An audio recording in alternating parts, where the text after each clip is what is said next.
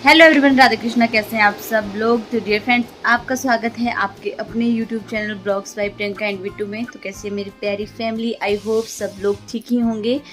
तो भाई आज मैं कोई ख़ास ब्लॉग लेके नहीं आई हूँ आप लोगों के लिए। आज मैं अपने लिए ही मतलब आप लोगों से मैंने कुछ पूछना है।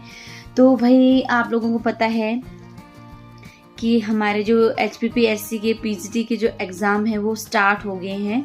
तो सुनने में आ रहा है कि 7 अप्रैल को हिंदी का एग्ज़ाम है और 11 तारीख को है फिजिक्स का। मुझे बहुत ज़्यादा टेंशन हो गई है क्योंकि कई लोग बोल रहे थे कि अभी एग्ज़ाम जो है मई में होने वाले हैं, कई बोल रहे थे जून में होंगे।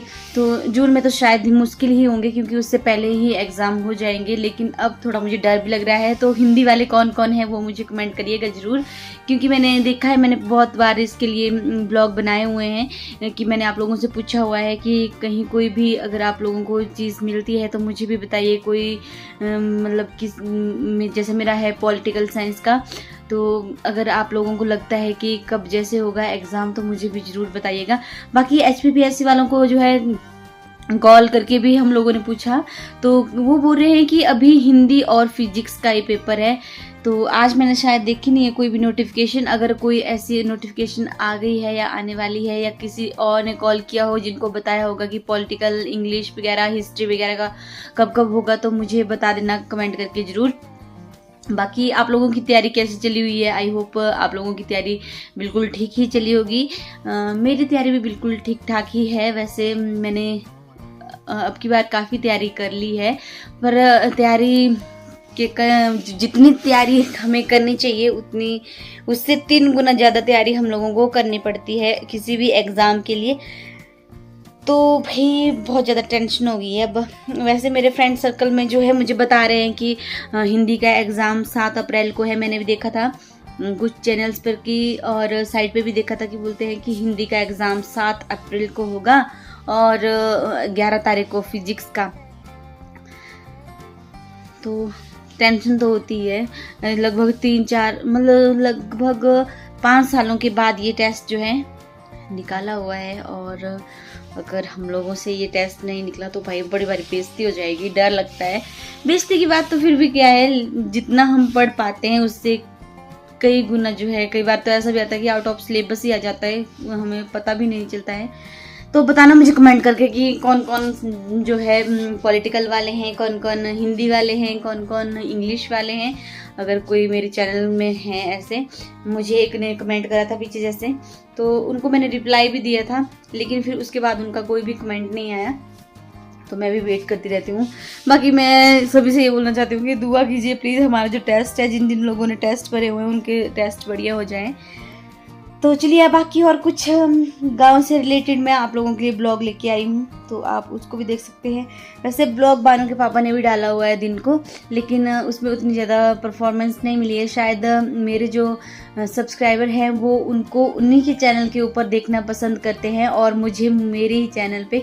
तो आप लोग बोलोगे कि भाई क्या आपने अपना लगाया है इन्होंने, तो भाई उन्होंने अपना नया चैनल खोल दिया है और मेरा तो वो यही है पुराना जैसा। तो आप लोग उनके चैनल पे भी प्यार और सपोर्ट कीजिएगा। अगर आप लोगों को देखना होगा तब भी, अगर नहीं देखना तो अपनी इच्छा के अनुसार जो जो आप लोगों को ठीक लगता है वो आप लोग कर सकते हैं। लेकिन PGT के एग्ज़ाम के बारे में मुझे ज़रूर बताइएगा कितनी तैयारी हुई। B.Ed वाला जो पोर्शन उन्होंने डाला हुआ है आजकल मतलब सिलेबस में, तो अगर किसी के पास उसके कोई नोट्स वगैरह होंगे तो प्लीज़ मुझे बताइएगा, मुझसे कांटेक्ट करने की कोशिश कीजिएगा। मैं भी आप लोगों से कांटेक्ट करने की कोशिश करूँगी अगर कोई होगा ऐसा तो। बाकी चलिए और भी बताती हूँ मैं आप लोगों को कि मैंने आज क्या क्या लाया है अपने ब्लॉग में। घर के सारे मेंबर्स यहाँ पे काम पे लगे हुए हैं। मैं आपको बता दूँ, ये जो मटर है ये हमने अपने खेतों से लाए हुए हैं। तो इतने ज़्यादा मटर हमारे खेतों में लगे हैं कि पूछिए ही मत, और बिल्कुल फ्रेश फ्रेश से हैं। एक भी फली ऐसी नहीं है कि जिसमें दाना ना हो।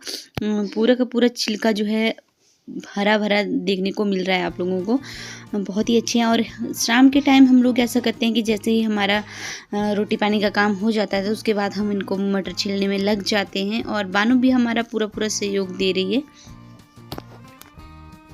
बाकी चलिए आपको ले चलते हैं गांव वाले घर। वहाँ का व्यू मैं आप लोगों को दिखाना चाहती हूँ, क्योंकि मेरे बहुत सारे सब्सक्राइबर हैं जो कहते रहते हैं कि हम लोगों ने जो है गांव वाला देखना है घर। तो यूँ ही बनी रही मेरे साथ। बाकी पिछले कल भी मैंने ब्लॉग डाला हुआ था, आप लोगों के साथ शेयर किया हुआ था, लेकिन आप लोगों ने शायद देखा नहीं होगा। कईयों के पास नोटिफिकेशन पहुँच गई होगी तो उन्होंने देख लिया था। तो वहाँ पे भी मैंने ये गेहूं का जो रोपा था वो दिखाया हुआ था।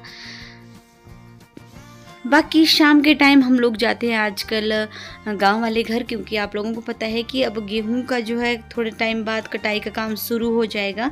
और जैसे ही मैं अपने गांव वाले घर गई तो यहाँ पे मुझे सब कुछ हरा भरा दिखाई दिया। हरा धनिया, मूली और गेहूं, सेब के पेड़ हैं, देखिए सौंफ है, इलायची है और संतरे के पेड़ भी हैं और पलम के पेड़ भी हैं हमारे इस किचन गार्डन में।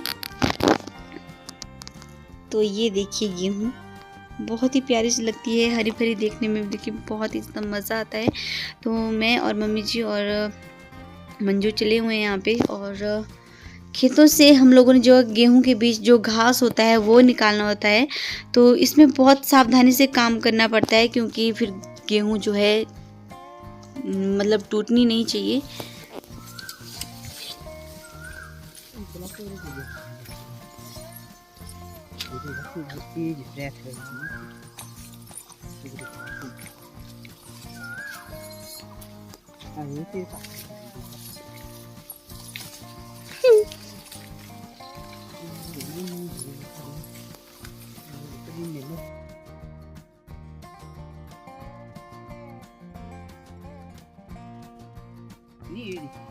टाढो त हेडी निक्लाइ पनि बाड्डे कहाँ था फेरि गयो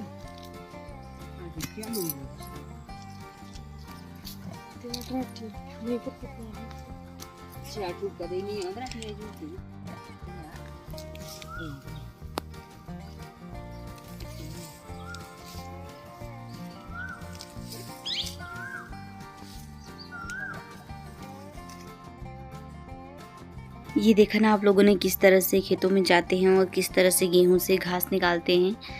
तो बहुत सावधानी से ये काम करना पड़ता है, जैसा कि मैंने आपको पहले बोला। तो आई होप आप लोगों ने हमारा ये आज का ब्लॉग जो है पसंद किया होगा। अगर ब्लॉग अच्छा लगे तो लाइक एंड शेयर ज़रूर कीजिएगा अपने फ्रेंड और फैमिली मेम्बर्स के साथ। तो अभी मैं जा रही हूँ गाँव वाले घर से ऊपर वाले घर को, क्योंकि पापा जी का फ़ोन आ गया था कि बाणी रोने लग गई है। तो लगभग ज़्यादातर टाइम तो अपने दादा के पास रह जाती है, लेकिन जब कभी उसका मूड ख़राब हो जाता है तब वो फिर रोने लग जाती है।